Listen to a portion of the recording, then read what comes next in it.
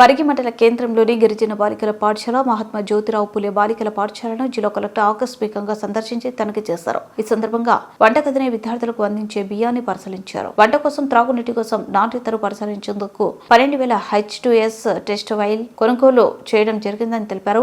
జిల్లాలో ఉన్న ప్రతి పాఠశాలలో త్రాగునీటిలో ఏదైనా బ్యాక్టీరియా ఉన్నట్లు తెలుసుకోవడానికి ఇట్టి వైల్ ఎంతగానో ఉపయోగపడుతుందని కలెక్టర్ తెలిపారు. వంట చేసేటప్పుడు విద్యార్థులకు భోజనం వడ్డించే క్రమంలో చేతులను శుభ్రం కడుక్కోవాలని సిబ్బందికి సూచించారు.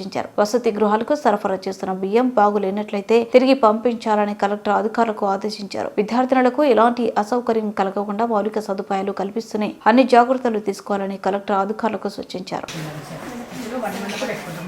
ఇది కూడా ప్లాస్టిక్ లో స్టోర్ చేస్తున్నారు కదా, ప్రాబ్లం లేదు.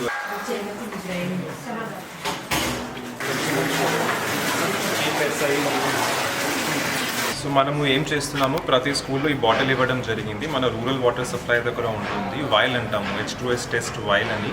దాంట్లో బ్యాక్టీరియాస్ ఉంటాయి అన్నమాట. సో మన పిల్లలు, మన స్టాఫ్ ఏదో వాటర్ వాడుతున్నారు వంట కోసం, తాగునీటి కోసం. ప్రతి స్కూల్లో ఇది ఇచ్చేసి మనము వాళ్ళకి 24 hours ఉంచాలి అన్నమాట. For example every second Monday చేస్తున్నాము, వారంకి 2 సార్లు చేస్తున్నాము.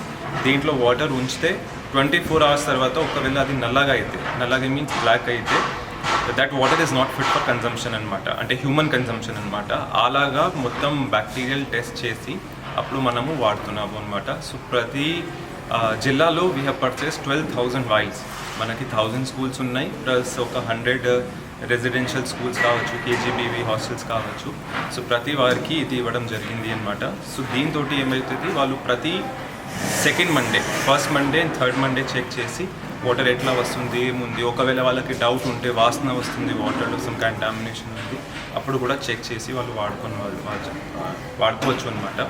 ఇలాగా మనము ఇచ్చింది ప్రతి స్కూల్లో.